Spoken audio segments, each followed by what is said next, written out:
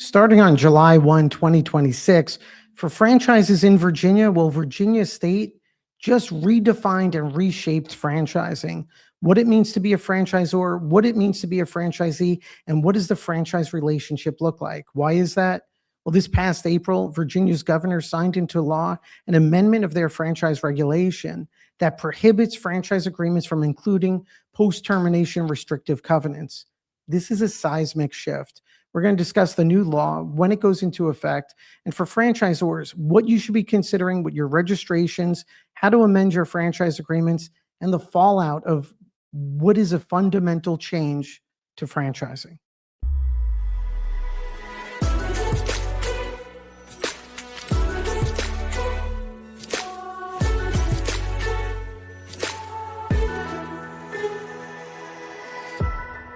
On April 13, 2026, Virginia's governor signed into law an amendment of Virginia's Retail Franchising Act.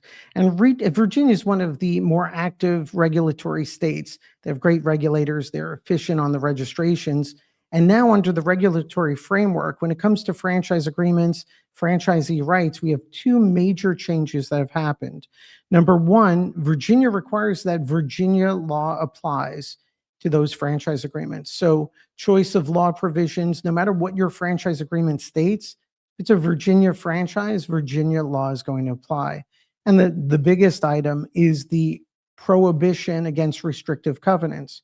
Now, we're not talking about in-term covenants, we're talking about post-termination restrictive covenants. So if a franchise agreement expires, or if a franchise agreement is terminated, Virginia now says it is illegal to have in your franchise agreement a provision that restricts franchisees from operating a business, and that includes competing businesses. So post-termination, post-expiration, restrictive covenants are now banned in Virginia.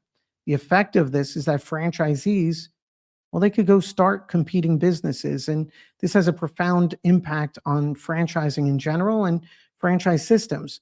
Part and parcel to the franchising framework is relationship between franchisor, franchisee, and protecting the system, right? Trademarks, trade dress, system standards, confidentiality. And the biggest component to that brand protection are those restrictive covenants. When the agreement ends, or if it's terminated or breached, your franchisees can't go operate a competing business. And one thing that I think the legislators got wrong in Virginia is that they may be looking to protect franchisees, the ones in the contract or the one facing a termination or expiration, but I think they're hurting other franchisees that are compliant, that are in the system and now are going to face new competition. So the detail itself, Virginia, post-termination, post-expiration, restrictive covenants, they're now banned. Legislation was passed on April 13, 2026. When does it go into effect? Goes into effect on July 1, 2026. And it does have a grandfathering provision. Agreements prior to July 1, 2026, well, they're excluded. Those post-termination restrictive covenants, they're effective, at least as we understand the law today. After July 1, those agreements are prohibited. And so what does this mean for franchisors and where we should be focused? Number one, non-competes are gone. And that's going to have a profound effect on franchising. Are there contract workarounds when it comes to non-competes? I don't think so. And it's not so clear. If I'm looking at the legislation itself, there's two things that are happening. Number one, under unlawful offers, a franchisor cannot enter into a franchise agreement that includes restrictive covenants, right? And the specific language, it says franchise agreement cannot restrict the right of a franchisee to engage in the business of offering, selling, or distributing goods or services at retail after termination or expiration of the franchise agreement. So our traditional post-termination, post-expiration provisions, those are now illegal in Virginia. When would they come up? Number one, a franchise agreement expires. Franchisee doesn't renew. Traditionally, the franchise agreement would say, hey, for 2 years, you can't operate a competing business. Or the second scenario where there is a termination of the franchise agreement, say the franchisee breaches, engages in improper activities, franchise agreement is terminated, well, that franchisee can now operate a competing business. And one of the bigger downsides to all of this is it creates instability in the entire franchise system.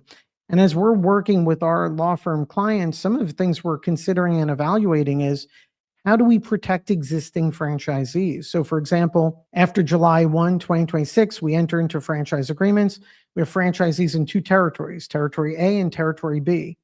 Franchisee in Territory A, well, he's not a good performer and he's not doing the right thing. We terminate his agreement or we terminate her agreement. Franchisee B, doing the right thing, great system performer. Well, when we terminate franchisee A, they can now go compete, not only in their market that they were in, but they can potentially use some of our know-how or use some of the system standard know-how and compete with the compliant franchisee. So there's another shoe to drop here, and we need to be evaluating it from a legal perspective at the franchisor level, at the FDD level, because franchisees that are compliant, they may face competition from terminated or expired franchisees. And so from a fundamental standpoint, we're already evaluating provisions in the FDD, territory protection provisions, and other provisions where we need to now warn franchisees in the state of Virginia that they may face competition from former franchisees in our system and that there's no restrictive covenants. So restrictive covenants are banned upon expiration or termination. What this is going to mean for franchisors is that we need to start modifying franchise agreements. We need to start modifying franchise agreements, Virginia state addendums to the FDD and to the franchise agreement to ensure we're complying with the law. Also, we need to be amending disclosures to the FDD itself. And not only should we be considering the franchisee that's going to sign and potentially violate the agreement or be terminated, but what's the disclosure obligation to compliant franchisees that now may face this competition? The Virginia law adds another provision which attempts to prohibit, and I think does prohibit, any settlement agreement between franchisor and franchisee that includes a restrictive covenant as part of the settlement agreement. So not only are we prohibited from having post-termination, post-expiration restrictive covenants in the franchise agreement, but we're also prohibited from entering into any settlement of any controversy that restricts the franchisee's right to do business. The only caveat there is if the settlement agreement is approved by a court. The language is not clearly drafted, and I would argue there may be some technical gaps or loopholes because it's under the franchise agreement framework. But for all intents and purposes, we need to assume one, post-termination restrictive covenants are prohibited, post-expiration restrictive covenants are prohibited, and as an end run, we can't enter into a settlement or compromise that also contains a restrictive covenant against the franchisee. So as you sign up new franchisees post July 1, 2026, these individuals could be operating competing businesses. There's also a minor exception for what I would call bona fide sales transactions.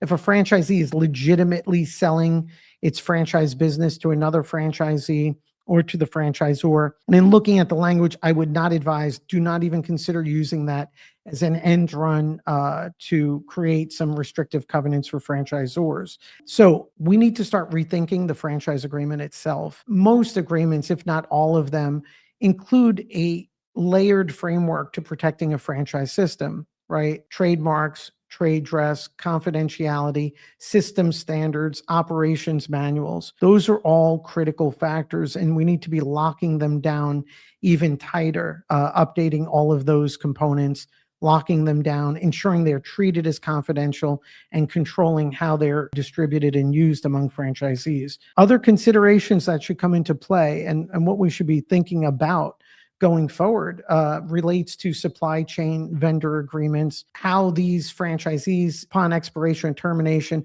are they gaining access to your supply chain? Can that be restricted? And what would a lawful restraint look like under those circumstances? I think as we focus with our clients, number one, our approach is comply with Virginia law, right? And to do it in a genuine way. Two is to update our disclosure obligations, both to someone buying with the mindset of what happens if they terminate and what happens if another franchisee terminates and competes with them. And the next is overall how to better manage the franchisor-franchisee relationship, and other factors that may come into play more so now than ever would include liquidated damages, liquidated damage provisions, other damage provisions, which I believe now need to be rethought and reevaluated in light of Virginia law. So those are all going to be things we're speaking to our clients about. And again, just an overview, the Retail Franchising Act, it was amended. It goes into effect July 1, 2026. It has a grandfather provision in there. So all agreements prior to that date are not subject to these restrictions. Also under Virginia law, they've nullified choice of law provisions. So if your franchise agreement says a certain state's law applies, well, in the state of Virginia, as to those Virginia franchises, Virginia law is going to apply. So what happens now? Everyone's going to have to rethink. Number one, your franchise agreement needs to be amended. The Virginia FDD disclosures need to be amended, and cautionary disclosure language needs to be advanced in terms of what franchisees may face or not face in terms of competition. So there's two perspectives to this, the terminating franchisee and the compliant one. And so that next it definitely needs to be the focus of your agreements itself. We're going to see how this rolls out, but this is a seismic shift. And of course, if you're a client of our firm, we've probably been in contact or we will be in contact about this. Our team is reevaluating the agreement structures right now, disclosure obligations. I know Virginia is going to be communicating additional guidance over the next couple of weeks and months. And if you have any questions, reach out to our team. But of course, these are core legal issues, and naturally, you need to consult with your attorneys on all of these items.